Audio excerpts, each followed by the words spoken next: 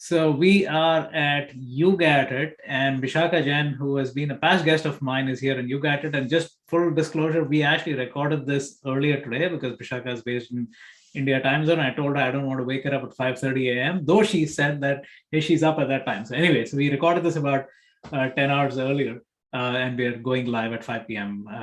Right now. So Bishakha, welcome to the show. I know you've been a guest on the Teflon Tale, so this is going to be easy. Welcome back. Thank you for having me, Ashwin, again. So again, just to clarify, you got it standing for unabashedly giving all the time.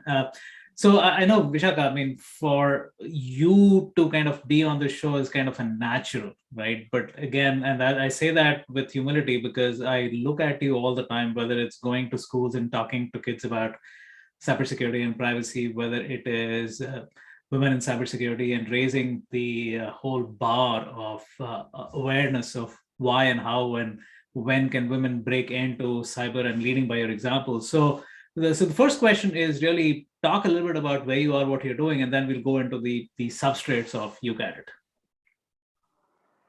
Okay. So, at present, I'm working with IBM India, and there is a community called WISE, which is Women in Security Excelling. I am the associate lead for education and awareness for WISE India chapter. Apart from that, I am a brand ambassador for the Women in Cloud. I am the council representative for Women Indian Chamber of Commerce and Industry West Bengal. And I have been associated with many other communities as well, one being Lean in Cybersecurity Circle. And yes, I am also the founder of UKCSA India chapter. So this is about me, and I am an active cybersecurity evangelist. I preach cybersecurity wherever and whenever I can. So yeah, that's about me. Yeah, so talk about somebody with wearing so many different hats, right? So one of the things, again, going back to the whole You Got It, is the mental obstacle, right? So uh, when you talk about giving, the first thing that sometimes the path or the obstruction that hits people is, do I have anything worth giving? Is there something that people will even care about that I have to share, right? So at what point did you get over that mental hurdle? Is okay, does Bishaka have anything worth sharing, and how did you get over that? So it has not been like this since forever. Regarding that mental hurdle thing, yes, imposter syndrome is for real, but for me, somehow it doesn't work anymore. It used to once upon a time, and for a very long time of my life. It has served me for, I think, more than a decade of my life, and I was in my shell and I was not confident. I was scared of limelight, but now I am not, because I worked upon it. I can say that very proudly because I have constantly evolved, because I have a learning attitude, and that came from my family and from my mentors. They taught me to be like this. And I believe that when you know who you are, that insecurity doesn't come. Insecurity actually comes when you have self doubt. To get Hmm. over that self doubt, yes, healing does take time, but once done, I think there's no looking back. So you don't let anybody else define you. As long as you are clear in your head as to what you are and what you do and how you do, I don't think this imposter syndrome will work on you. Even if it does, there are ways to get rid of it. Keep people who heal you close. Keep your energy clean. And I am a very big advocate of mindfulness. So I believe in having friends who lift me up, who give constructive criticism, because how do I improve without that? And I take it in a healthy way and try improving myself. So I never say no to criticism as long as it is not for demeaning me.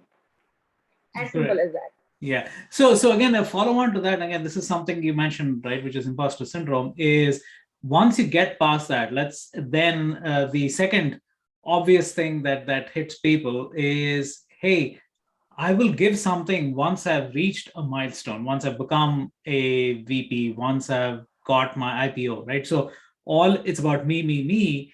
But when you start looking at you guys like yourself and others, it's like, hey, you are giving unabashedly all the time. So the question is for people who are caught up in this, okay, let me get to milestone, let me get to a pinnacle of success before giving back. How do you translate that, again, given your own experience, how do you translate that of saying, hey, there is no mountain, because every mountain you climb, there are 10 more mountains waiting for you. So it can all be about yourself your entire life, versus saying, hey, as you're journeying, start giving back. I would like to put it this way that nobody has ever become poor by giving. And when you give, you only learn. And I have never had this agenda like if I give something, I'll get something. Because that is a very wrong process. If you genuinely want to help somebody heal, you should know to love them without an agenda, help them without an agenda. That brings me peace. I don't think I do anything for anything, and I mean, for getting anything out of it. And I find peace. I think in my life, more than being somebody or being somebody with credentials, I have always chased one thing in my life, which is happiness. My pen name is also Euphoric Wind because I want euphoria to stay in my life forever.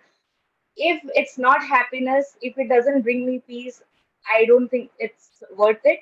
And I do everything for my own happiness, and that is the only selfish agenda you can say that I have in my life.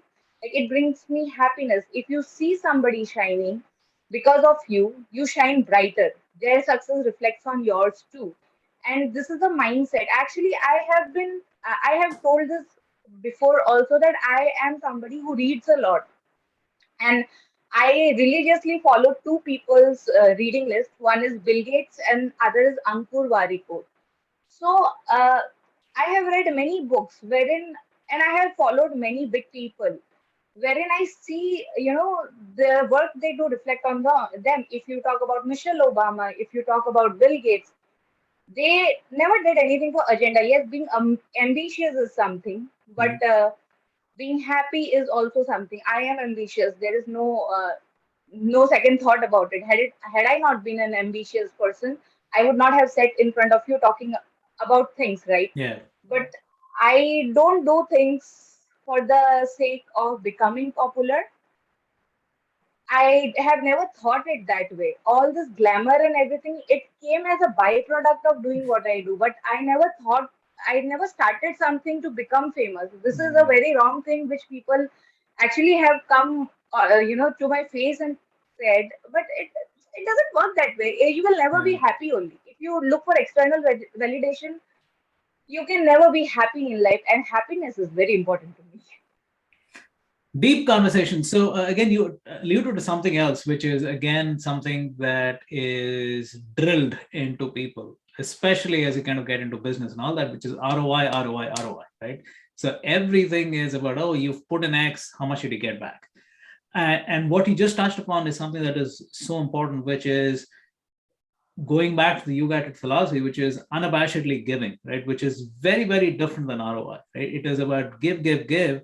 And yes, there is a karma bank somewhere that's being built up, but you're not going to knock on the karma bank once a week saying, hey, where's my return, right? I put in so much. So again, this is not something that's taught in business school. It's not, businesses don't talk about it. And yet it's the only sustainable way of living, right? So how, again, any advice you have for people who are caught up in this ROI world to say, how do you shift away from that? I have read a very beautiful thing somewhere recently that nothing flows out from an empty vessel. It's only emptiness that flows out, right? So you have to fix yourself first. Even if you want to be someone who is giving, you have to learn to accept the blessings of the universe and see doors that open in your way and be helpful in opening doors for others. I don't think if you look for the reward, Ashwin, you cannot actually, be in peace. You cannot even sleep if all the time you think about the reward that what am I going to get out of this? This agenda filled life is not something that will make you happy. Yes, you might have $1 million in your bank account, but what is the use of that $1 million if you can't sleep properly, if Yeah. you cannot be happy, if you don't have time for your family? I think that doesn't serve any purpose.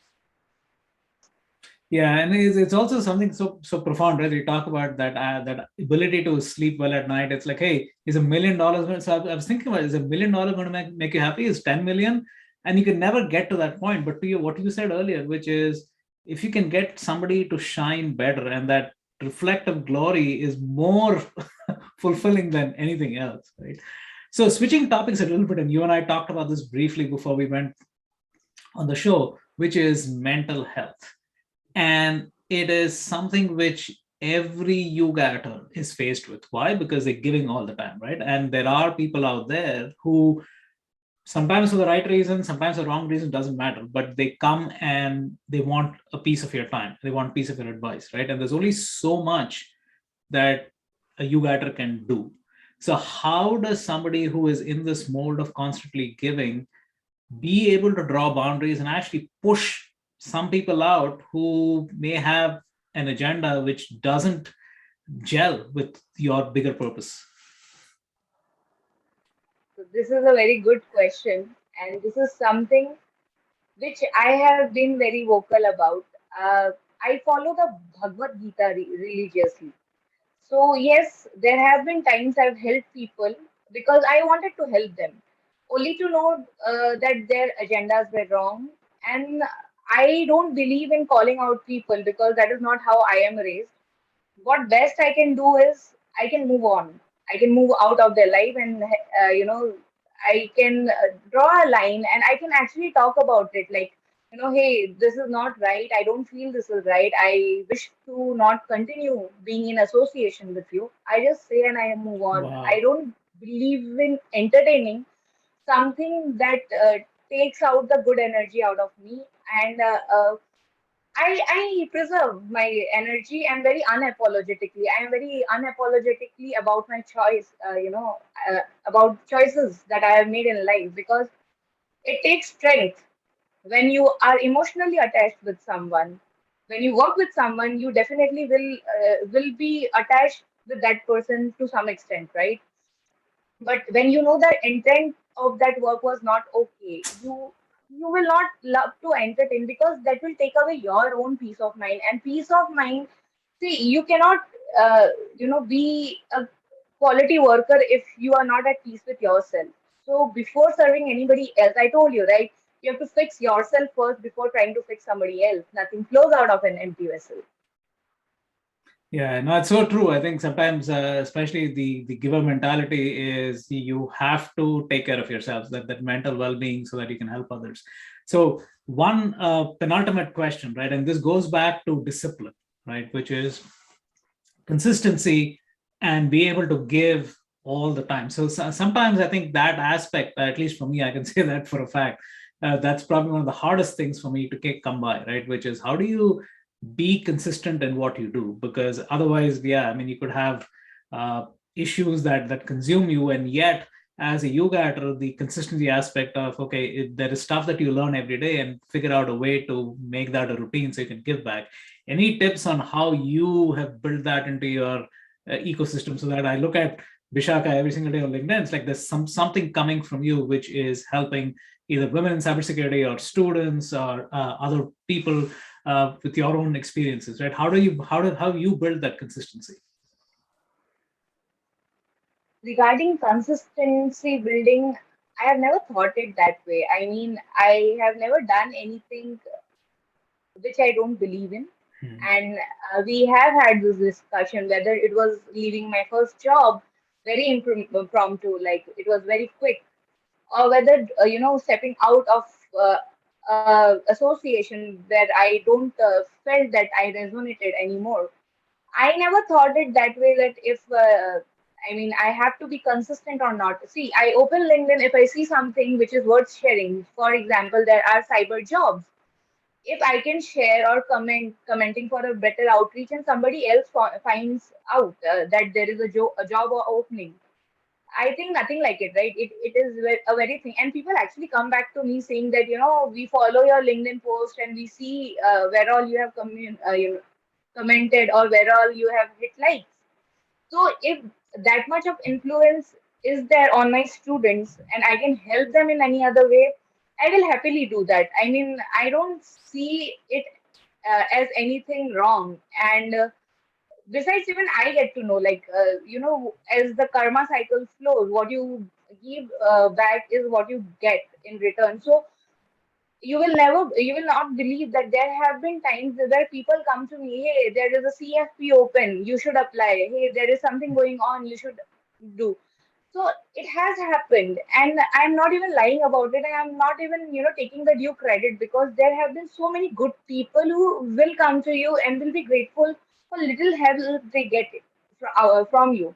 So I believe in, gratitude, and I also, when somebody has helped me to get somewhere, why not me being someone to help somebody else also? It's a simple funda of my life. I don't take anything seriously, right? So I never think that one fine morning I will do something and it will create an impact. I practice small, small things, and too many smalls make a big, right? So Yeah, that is yeah. my funda of life. But that is so true, right? I mean, it's like every drop makes the ocean. So you got to keep at it and you do the micro thing. It's not like you're right. It's like, oh, I'm going to post something. It's going to go viral. I'm going to get a million followers. I mean, it's the wrong choice. So final question again, Vishaka, this is again for people who are not you-getters, right? But who get the fact that this is probably the only sustainable way of living life. Is what are the one or two things that they can start doing right now that you would advise them as they want to adopt this you got it mentality?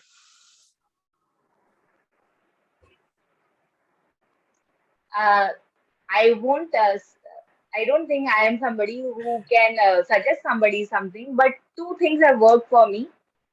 First, I believe in reaching out to people and getting to learn from them.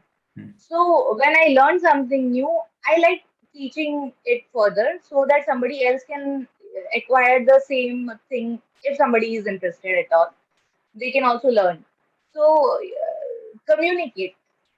Even if you want, if you are somebody who wants to learn, or you are somebody who wants to teach, see, the best way to learn something is to start teaching it. It is the Hmm. fastest way, I would rather say.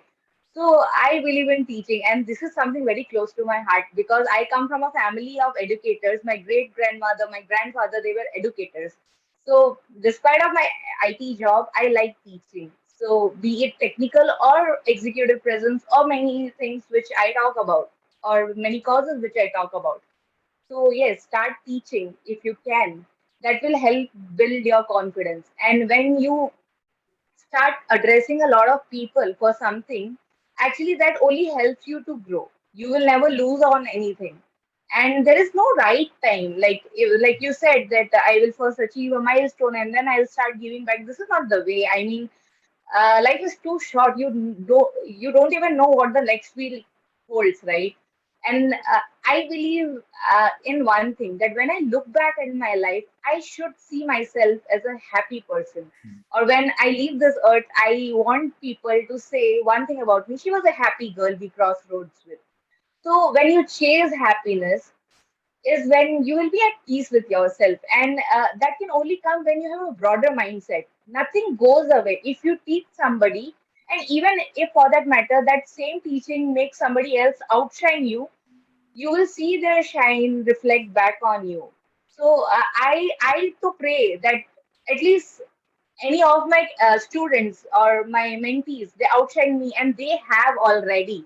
And when I see them doing better than me, I am like so overwhelmed and so happy about it. I mean, there is nothing more joyous than that I tried a small try to teach them, and then they took it seriously and made a living out of it, right? It's such a happy thing to happen. How many lives you impact, right? So I have never been a people person, but yes, in the last 1 year, I have become a people person.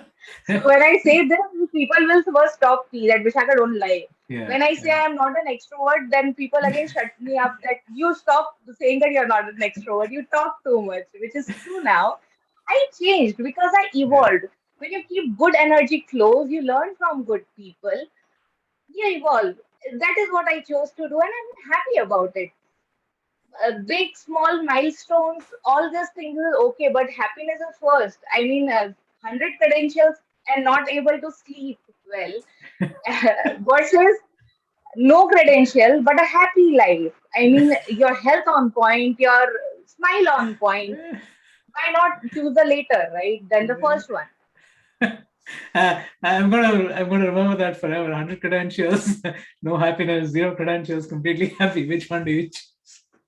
Yeah, Yeah, no, great conversation. I think it is so true, right? I think chasing the wrong things, and then even like we talked about, even after hitting that mountain and summit and looking down, feeling that emptiness inside, all the followers are fake. They've all gone away, and you're at top of the mountain, but for what, right? And what have you given up? yeah, lust for powers doesn't give anything. I mean, you can be powerful, but craving power all the time with nobody, to talk to, or no one to share your happiness with or Yeah. milestones with. You might have hit a jackpot, but you don't have friends to celebrate that jackpot. What is the use of that jackpot? Does that even count? Amazing, amazing conversation. Vishaka, again, I knew this was always going to be impactful. And more importantly, I think for people to be able to take away nuggets of wisdom that they can then start using in their life. And hopefully we have a bigger YouGator community. Again, thanks for your time. I know it's late for you. Like, again, for the viewers, we recorded this earlier today, and it's going live, as you can see right now. All right. Thanks, Vishaka. Thank you.